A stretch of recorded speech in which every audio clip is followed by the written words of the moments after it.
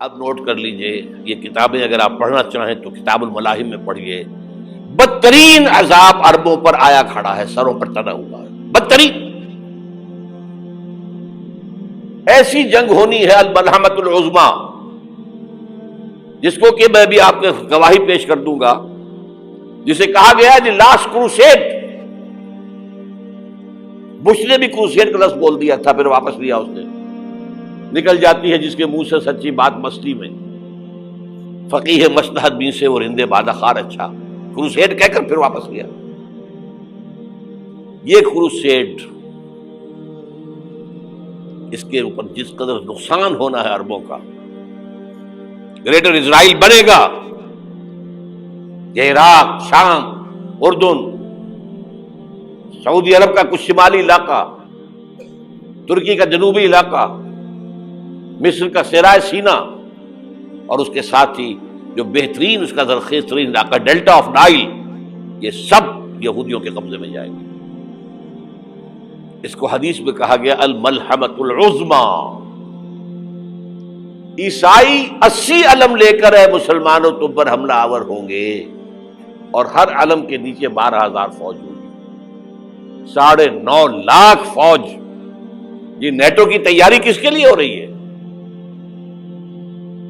جب U S S R کا خاتمہ ہوا تو پوچھا گیا تھا نیٹو چیف سے، اب کس لیے؟ تمہارا وہ دشمن تو ختم ہو گیا، اب ہمیں اسلامک فنڈامنٹلزم سے نمٹنا ہے۔ وہ جانتے ہیں خطرہ یہی ہے،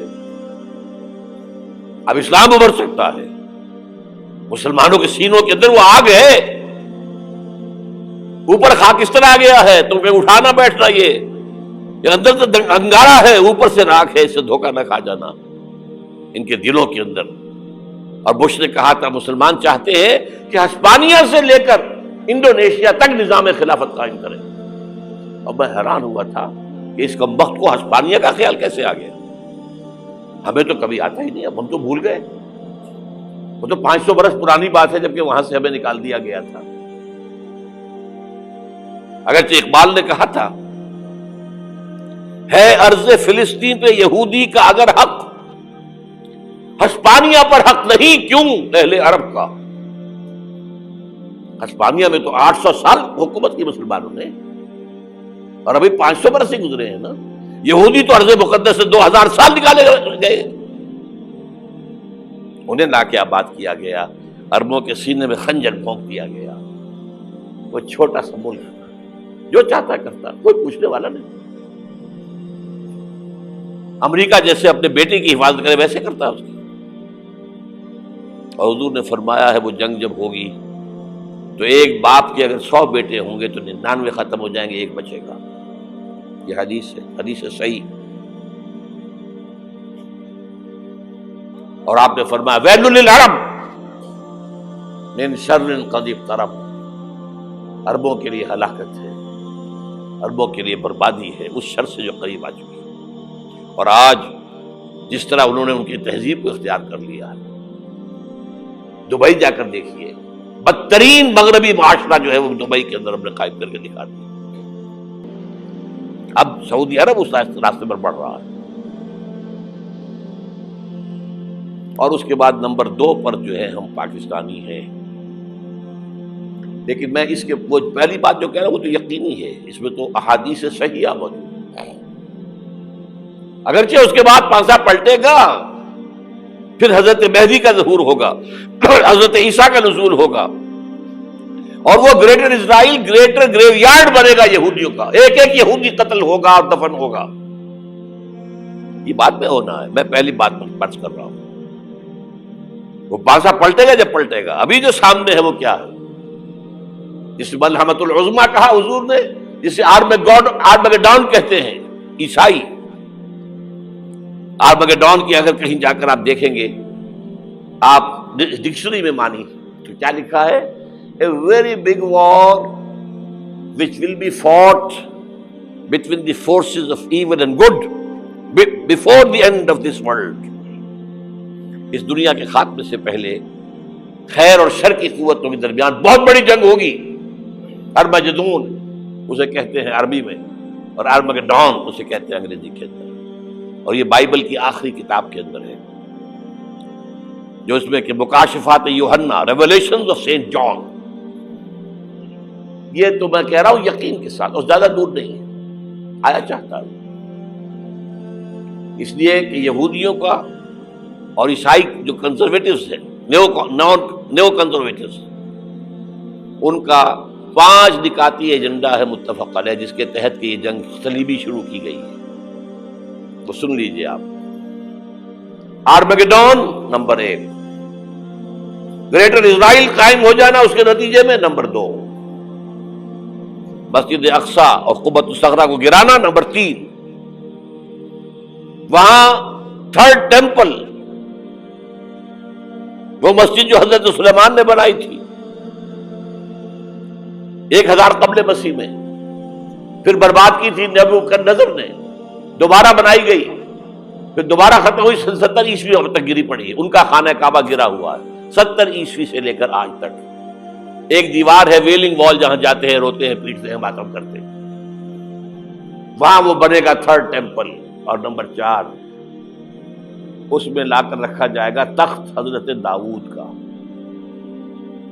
یہ تخت کہاں ہے اس وقت؟ یہ لندن شریف کے اندر، جو ان کی پارلیمنٹ کا جو چرچ ہے، ویسٹ منسٹر ایبے، اس میں رکھا ہوا ہے. ایک پتھر تھا جس پر بٹھا کر حضرت داؤد کی تاج پوشی ہوئی، پھر حضرت سلیمان کی ہوئی، پھر وہ پتھر رکھ دیا گیا جب حضرت سلیمان نے بنایا ہیکل مسجد اقصی، وہاں رہا وہ.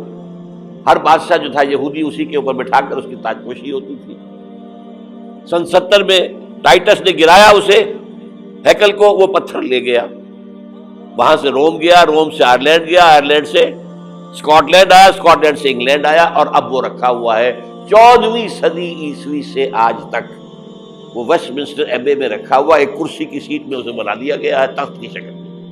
اب انگریزوں میں کوئی ملکہ ہو، کوئی بادشاہ ہو، جس کی بھی تاج پوشی ہونی اس میں ہو، یہ لا کر رکھا جائے گا 3rd ٹیمپل میں. اور اس پر یہودیوں کے خیال کے مطابق ان کا مسیحا آئے گا جو مسیح دجال ہوگا. عیسائیوں کے خیال کے مطابق حضرت عیسیٰ آئیں گے، وہ ہمارا بھی خیال ہے حضرت عیسیٰ آئیں گے علیہ السلام. بہرحال یہ تو بعد کی باتیں ہیں نا. اس وقت جو میں عرض کر رہا ہوں، عربوں پر بہت بڑا عذاب، اور پاکستان کا معاملہ البتہ یہ ہے، میں یقین سے نہیں کہہ سکتا. ہینگنگ ان دی بیلنس، ہو سکتا ہے اللہ تعالیٰ ہم پر رحم فرمائے، ہو سکتا ہے، اگرچہ اس کی کچھ شرائط ہوں گی. چمن کے مالک اگر بنا لے موافق اپنا شعار، اب بھی چمن میں آ سکتی ہے پلٹ کر چمن سے روٹھی بہار، اب بھی ہو سکتی ہے. اور یہ بھی ہو سکتا ہے کہ اللہ تعالیٰ نے معجزانہ طور پر ہمیں ملک دیا، ہم نے اللہ سے بدعہدی کی، وعدہ خلافی کی، غداری کی، لہذا سزا دی جائے اور ہم سے یہ ملک چھین لیا جائے. It's just possible. دور نہ سمجھے، اسے انہونی بات نہ سمجھے. جو گھیراؤ ہو رہا ہے آپ کے مغرب میں نیٹو فورسز اور مشرق میں بھارتی فورسز گدھوں کی طرح بیٹھے ہوئے انتظار کر رہے ہیں پاکستان اور ڈسٹیبلائز ہو جائے، یہاں اور بدامنی ہو جائے. اب لاہور میں پھر آج دھماکے ہو گئے ہیں. 2 دن پہلے کا دھماکہ میں سہ کے آیا ہوا ہوں، آپ کے سامنے بیٹھا ہوں. وہ جانیں بچی ہیں جو ہماری اکیڈمی کا حشر ہوا، وہ تو میں آپ کو نہیں بتا سکتا. یہ سارا کیوں ہو رہا ہے؟ تاکہ یہاں بدامنی ہو جائے اور ہمیں جواز مل جائے. مغرب سے نیٹو فورسز داخل ہو جائیں، مشرق سے بھارتی فورسز آ جائیں اور ہمارے ایٹمی دانت توڑ کر اور پھر ہمیں بھارت کے سامنے ڈال دیا جائے. نو ڈو ایز یو لائک. یہ ان کا نقشہ ہے. ہوگا کیا وہ اللہ جانتا ہے، ہوگا وہ جو اللہ چاہے. لیکن اللہ کا چاہنا جو ہے وہ کس پر منحصر ہے؟ یہاں انقلاب برپا کرو، یہاں اسلام لاؤ. اگر دھندوں میں لگے رہو گے تو وہ خود بخود نہیں آ جائے گا انقلاب. صحابہ نے جانیں دی تھی، کتنی تکلیفیں اٹھائی تھی. 12 برس تک مکی دور کے اندر با نشہ درویشی در ساز و دمادم زن، جو پختہ شبی خدرا بر سلطنت جم سن. یوم طائف یاد ہے جو حضرت عائشہ فرماتی ہے کہ میں نے پوچھا تھا حضور سے کہ یوم احد سے زیادہ سختی بھی آپ پر کبھی آئی؟ یوم احد پر کیا ہوا تھا؟ تلوار کا وار پڑا تھا آپ کے چہرہ مبارک، یہ جو رخسار کی ہڈی ہے اس کے اندر وار گیا ہے، اوپر خود کی 2 کڑیاں تھیں وہ اس میں گھس گئیں، 2 دندان مبارک شہید ہوئے۔ وہ خود کی کڑیاں ایک صحابی نے اپنے دانتوں سے پکڑ کے کھینچنے کی کوشش کی، دانت نکل گئے، وہ نہیں نکلی، کیا جتن کر کے نکالی گئی ہوگی تو خون کا فوارہ آیا، اتنا خون گیا ہے کہ آپ بے ہوش ہو گئے، گر گئے، اور مشہور یہ ہو گیا کہ آپ کا تو انتقال ہو گیا، شہادت ہو گئی۔ یہ سیرت کبھی پڑھی ہے؟ حضرت عائشہ کے ہوش کا تو یہی دور تھا نا، یوم طائف میں جو آپ کی کیا تھی، بچی تھی، انہیں کیا پتا کیا ہو رہا ہے حضور کے ساتھ۔ 3 دن تک حضور مکے کی گلیاں اور وہاں کے اوباش لوگ پتھراؤ کر گئے تھے اس امید میں کہ شاید وہاں کا کوئی سردار ایمان لے آئے، تو یہاں تو ابو طالب بھی فوت ہو گئے، یہی دنیاوی سہارا تھا، خاندانی سہارا تھا ابو طالب کے ذریعے، اور گھر میں ایک دلجوئی کرنے والی رفیقہ حیات تھی، وہ بھی، ان کا بھی انتقال ہو گیا۔ آپ نے کہا یہ عام الحزن ہے، اب تو سب کو طے ہو گیا قریش کو کہ اب جیسے قتل کر دو، اسی لیے آپ گئے طائف، شاید وہاں کا کوئی بڑا سردار مانے ایمان لے آئے مجھ پر تو میں اپنا مرکز ادھر شفٹ کر دوں۔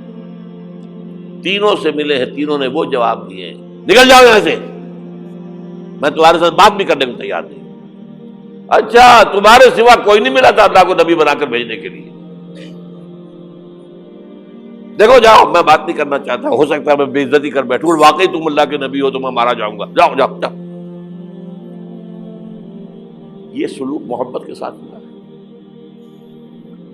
اور پھر چھوکروں کو، اسٹریٹ ارچنز جنہیں آپ کہتے ہیں، اشارہ کیا، خبر لو ان کی، پتھراؤ ہو رہا ہے، ساتھ کوئی ہے ہی نہیں، ایک آدمی صرف، زید ابن حارثہ۔ اب سامنے سے پتھر آ رہے ہیں تو حضرت زید آگے آ جاتے ہیں، ڈھال بنتے ہیں، مجھے لگے پتھر حضور کو لگے، آپ پیچھے سے آ رہے ہیں، چاروں طرف سے تو ڈھال نہیں بن سکتا ایک شخص، جسم لہو لہان، خون جا کر جوتیوں میں جم گیا ہے، جوتی اتر نہیں دی۔ پھر وہاں سے واپسی پر جو دعا مانگی ہے، اللہم الیک اشکو ضعف قوتی وقلت حیلتی وہوانی علی الناس، اے اللہ تیری جناب میں فریاد لے کر آیا ہوں اپنے قوت کی کمی کا، اپنے وسائل کی کمی کا، اور جو ذلت و خواری ہو رہی ہے لوگوں کے سامنے، الا ملتقننی، مجھے کس کے حوالے کر دیا ہے، الا بعیدی یتجہمنی، یہ میرے اوپر ہجوم کر کے آ جائے، حملہ کرے، اور عدو ملکتا امرے، یہ دشمن کے حوالے میرا معاملہ کیا، جو چاہے کر دے وہ۔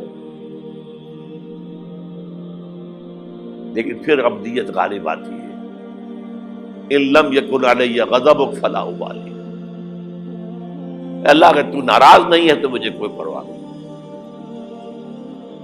سر تقدیم خم ہے جو مزاج یاد میں آئے، مجھے اندیشہ یہ ہے کہ تو ناراض تو نہیں ہوگی۔